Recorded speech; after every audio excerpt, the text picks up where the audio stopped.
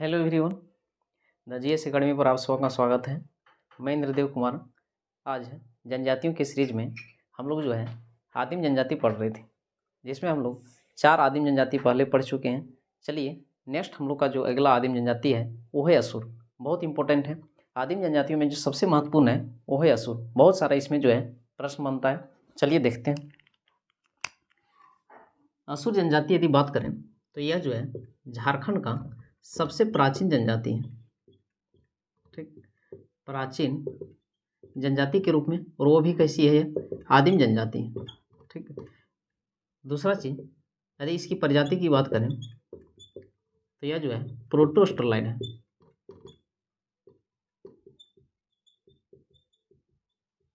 ठीक, प्रोटोस्टरलाइड प्रजाति का है। दूसरा चीज यह इसे इस जनजाति को पूर्वा देवा भी कहा जाता है। ठीक है, बहुत इंपॉर्टेंट है। पूछा गया एग्जाम में, कौन सा जनजाति को पूर्वा देवा भी कहा जाता है। ठीक है। दूसरा, इसकी भाषा की बात करें तो इसका भाषा असुरी है। ठीक है, भाषा बोलता है वो असुरी भाषा है। और यह इस भाषा बोलने वाला झारखंड में देखा जाए बहुत कम जनसंख्या बचा हुआ है। यह भाषा विलुप्ति के कगार पर है। ठीक, दूसरा चीज़ बात करें तो यह झारखंड का इतना प्राचीन है, आदिम जनजाति है, कि इसका जो उल्लेख है बहुत सारे पौराणिक ग्रंथों में भी मिलता है, जैसे ऋग्वेद, महाभारत, उपनिषद, ये सब ग्रंथों में भी इसका उल्लेख मिलता है। यदि झारखंड में निवास की बात करें, ये झारखंड में सबसे अधिक किस क्षेत्र में पाया जाता है, तो सबसे अधिक लातेहार, पलामू, गढ़वा, ये सब के क्षेत्र में सबसे अधिक पाया जाता है। झारखंड में यह मध्य प्रदेश से झारखंड में प्रवेश किया था। सबसे पहले यह मध्य प्रदेश में है, उसके बाद यह झारखंड में प्रवेश किया। चलिए इसके समाज एवं संस्कृति को समझें।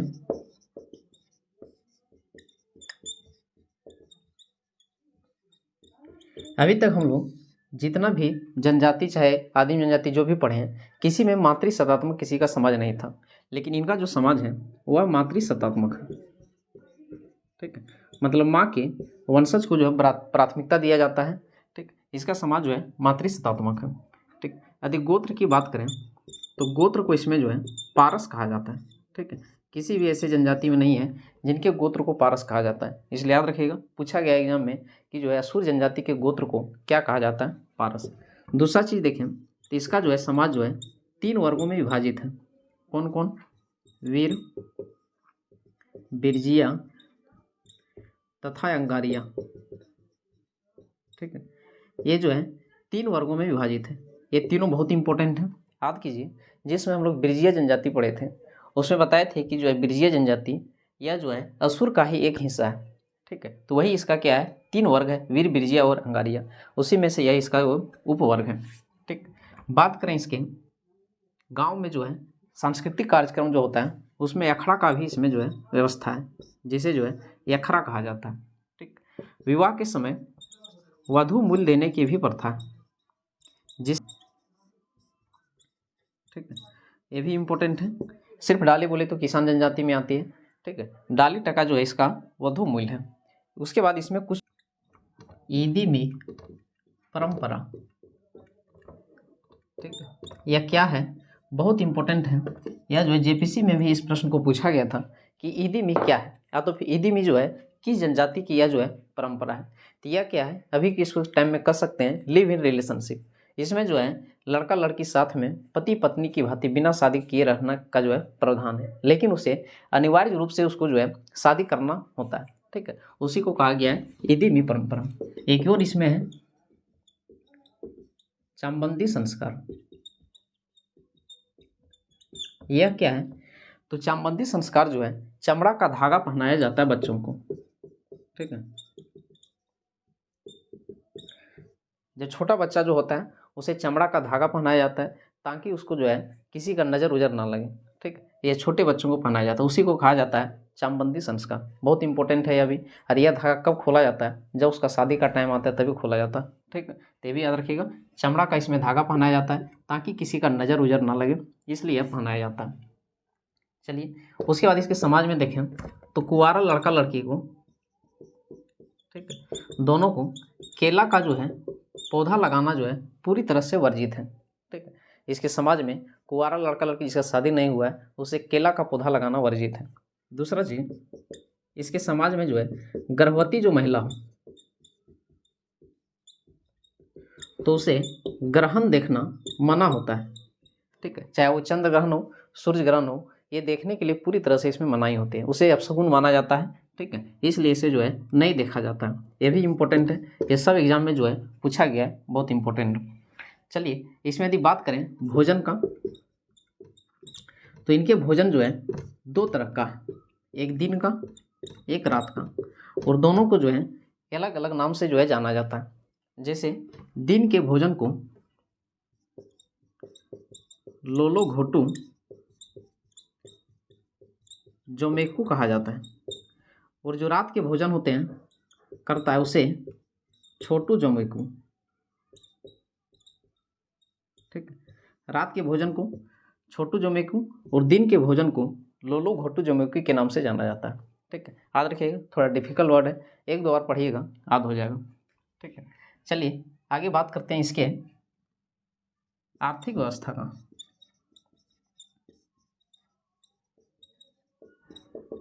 इसके सामाजिक व्यवस्था में एक और, जिसके इसके युवा गिरह को भी देख सकते हैं। इसके युवा गिरह क्या होता है, इसको जो है गीति ओड़ा कहा जाता है। ठीक है, इसके युवा गिरह को जो है गीति ओड़ा कहा जाता है। युवा गिरह क्या होता है, जहाँ पर लड़की लड़की दोनों के लिए व्यवस्था होता है, उसके सामाजिक रीति रिवाज परंपरा को जो है सिखाया जाता है। ठीक है, वही इसी को कहा गया है युवा गिरह, और इसमें युवा गिरह को जो है गीति ओड़ा के नाम से जाना जाता है। आर्थिक व्यवस्था की बात करें तो इसका मुख्य जो आर्थिक का जो साधन है वह है लोहा गलाना। ठीक है, लोहा गलाना जो है इसका मुख्य साधन है। यह जो है लोहा गलाने का सबसे प्राचीन परंपरा जो है से मतलब जो है सबसे पहले यह लोहा गलाने का कार्य किया था। ये भी जो है पूछा गया प्रश्न है कि झारखंड में कौन सा जनजाति था जो सबसे पहले लोहा गलाने का कार्य शुरू किया था। तो इसमें जो है असुर, दूसरा एक दो और जनजाति है बिरहोर बिरजिया, ये सब भी जो है लोहा गलाने का कार्य किया था। ठीक, ये था इसका आर्थिक व्यवस्था। चलिए इसकी धार्मिक व्यवस्था की बात करें।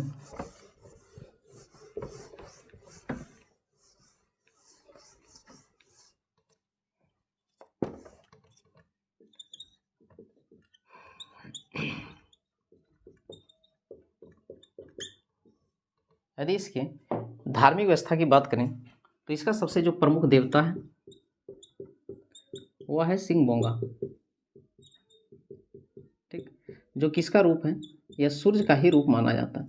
ठीक है, जिसे सृष्टि का रचयिता के रूप में जाना जाता है। ठीक, सबसे प्रमुख देवता इसका सिंह बोंगा है। पुजारी जो इसके होते हैं, जो पूजा कराते हैं, उसे बेंगा कहा गया। ठीक, दूसरा चीज देखें, जो जादू टोना का कार्य करता हूँ उसे माटी कहा गया। ठीक है, ओझामती जिसे कहते हैं। ठीक है, तो उसी से लिया गया माटी, जो जादू टोना का कार्य करता हूँ। यदि त्यौहार की बात करें तो इसमें कई प्रकार का त्यौहार जो जनरली सभी जनजातियों में, इसमें भी वही है। जैसे कर्मा, सरहुल, सोहराय, एक इसमें पर्व है कुटसी।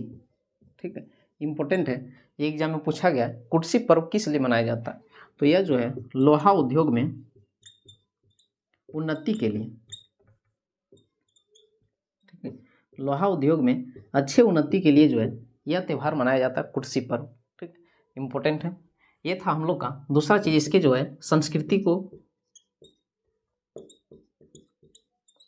ये भी इम्पोर्टेंट है, इसके संस्कृति जो है उसको मई संस्कृति कहा जाता है। ठीक, याद रखिएगा, पूछा जा सकता है कि जनजाति की संस्कृति को मई संस्कृति कहा जाता है। और इसका जो भाषा जो हम लोग पढ़े थे यसूरी, ठीक है, इसको जो है मलय भाषा भी कहा जाता है। ठीक है, ये भी याद रखिएगा, इसे जो है मलय भाषा भी कहा जाता है। ये था हम लोग का असुर जनजाति। बहुत सारा इसमें जो है महत्वपूर्ण प्रश्न था। नेक्स्ट हम लोग जो है अगला जनजाति पढ़ते हैं, वो है बिरहुर। यह भी एक महत्वपूर्ण जनजातियों के रूप में है। यह भी एक किस प्रकार का है, यह एक आदिम जनजाति है।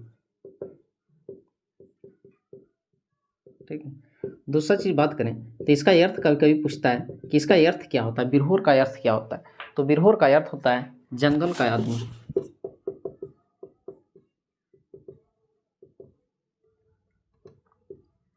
एक हम लोग जो है पीछे एक जनजाति पढ़े थे बिरजिया, उसमें कोई पूछा जाता है कि बिरजिया का अर्थ क्या होता है, तो उसका मतलब होता है जंगल का मछली, और इसका अर्थ होता है जंगल का आदमी। बहुत इंपॉर्टेंट है, एग्जाम में पूछा गया। ठीक, प्रजाति की बात करें तो यह है प्रोटोस्टलाइड। आदिम जनजाति जितना है सब का सब जो है प्रोटोस्टलाइड ही है। ठीक, तो यह भी क्या है, प्रोटोस्टलाइड है। भाषा की बात करें तो इसकी भाषा जो है बिरहोरी ही है। ठीक है, बिरहोरी भाषा का ही प्रयोग करता है। निवास स्थान की बात करें कि सबसे अधिक झारखंड में यह कहाँ पाया जाता है, तो ये हजारीबाग, बोकारो, धनबाद, ये सब के क्षेत्र में यह मुख्य रूप से है। हजारीबाग, बोकारो, धनबाद, ये सब जिला में जो है इसका निवास स्थान है। ठीक, यह एक जो है घुमंतु किस्म की जनजाति है। ठीक है, ये भी याद रखिएगा, यह एक जो है घुमंतु किस्म की जनजाति, अस्थायी जीवन ये नहीं जीता है, इधर उधर यह जो भटकते रहता है। दूसरा एक चीज़ और है कि यह जनजाति ज़्यादातर सिर्फ झारखंड में ही पाया जाता है। ठीक है, हम लोग पीछे एक जनजाति पढ़े थे मुंडा जनजाति, जो सिर्फ और सिर्फ झारखंड में पाया जाता है। उसी तरह से यह भी जनजाति जो है मुख्य रूप से यह जो है झारखंड में ही पाया जाता है। दूसरा यह घुमंतु किस्म का है। एक और हम लोग जो है घुमंतु जनजाति के रूप में पढ़े थे बंजारा।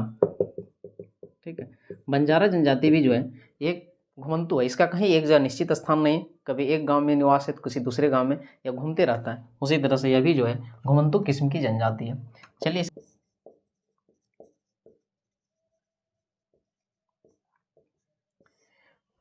समाज जो इसका है प्रीत सत्तात्मक है। ठीक, गोत्र की बात करें तो कुल जो है 13 गोत्र है इसमें। ठीक है, कुल इसमें जो है 13 गोत्र है। आगे बात करें इसके विवाह का, तो इसमें कई प्रकार का विवाह है, जैसे सेवा विवाह, हठ विवाह, उसके बाद है हरण विवाह,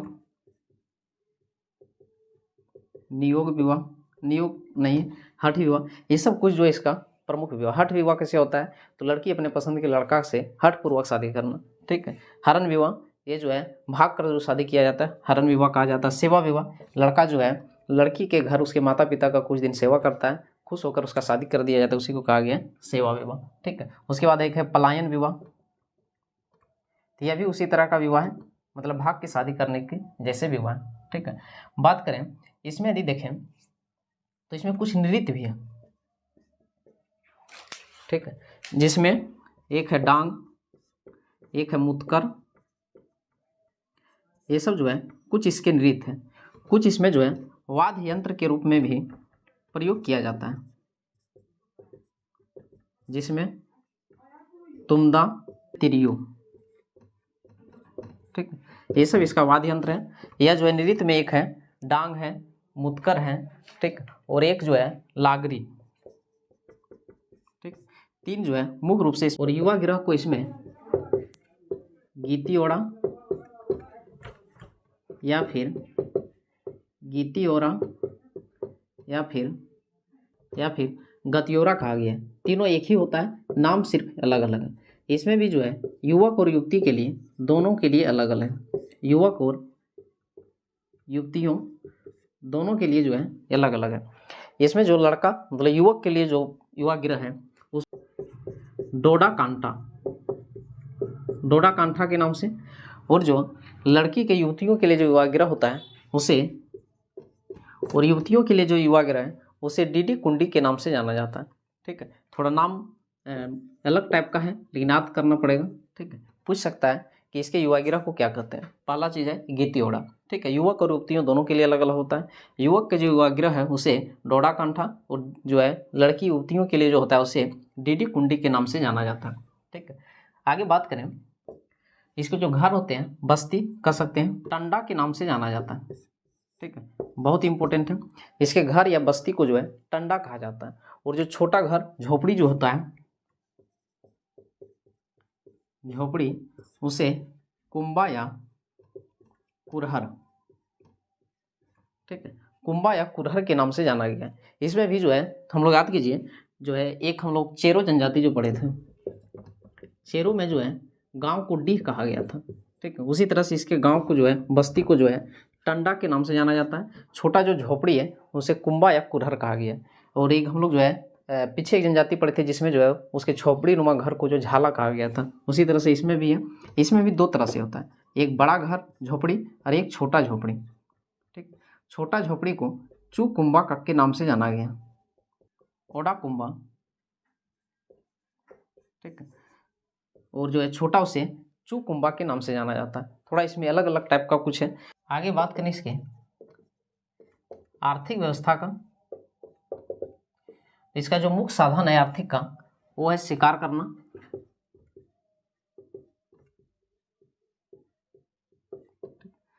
कृषि करना, ये सब जो है इसका मुख्य साधन है। ठीक है, शिकार का, शिकारी संग्रहकर्ता के रूप में भी इसको जाना जाता है। खाद्य संग्रह करना इसका जो है मुख्य साधन है आर्थिक व्यवस्था का। धार्मिक व्यवस्था का देखें, आर्थिक व्यवस्था में एक चीज़ और इसमें जो है यह अपने जो है जीविका चलाने के लिए इसमें दो तरह का है। एक जो है अस्थायी जीवन जीता है, ठीक है, और एक जो है घूम के अपना जीवन व्यतीत करता है। इसलिए इसमें जो है दो वर्गों में इसको बांटा गया, जो अस्थायी जीवन जीता हो और एक जो घुमंतु हो। ठीक है, एक यह अस्थायी रहता है, एक यह अस्थायी रहता है। ठीक है, जो इसमें जो है यह अस्थायी होता है उसे उल्थू या भूलियास कहा गया है। ठीक, जो इधर उधर भटकते रहता है, ठीक है, उसको उल्थू या भूलियास कहा गया। और दूसरा जो अस्थाई जो एक ही जगह रख के जो है अपना जीवन यापन करता उसको जो है जांघी या थानिया,